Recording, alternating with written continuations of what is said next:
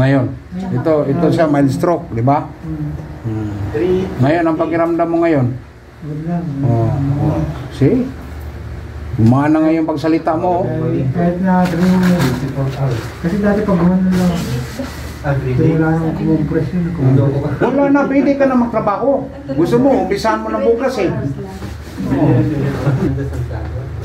Ang sakit mo, Sir Fernando? Yung bang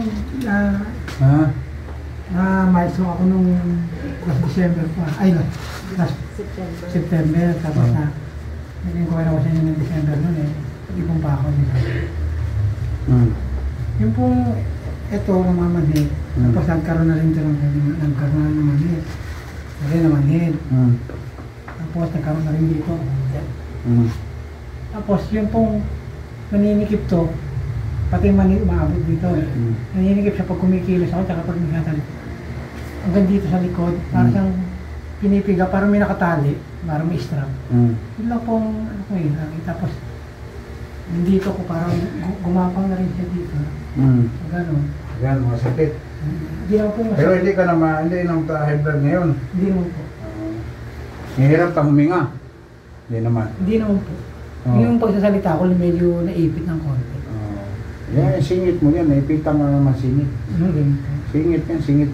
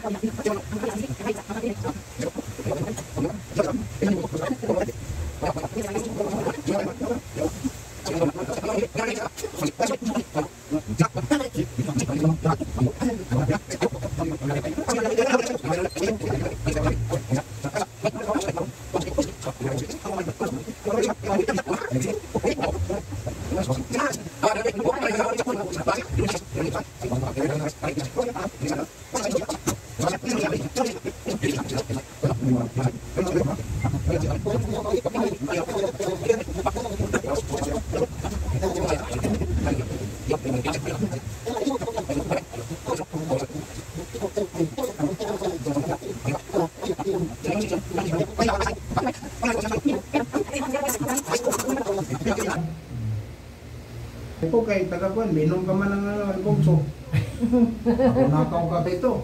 Kung gagaw dito, kita boss ko 8. Pero ka mo iligan dyan. Iligan ko sila yun, maling. Practice mo. Wala. Hindi, ang technique mo niyan, kanta ka ng kanta. Oo.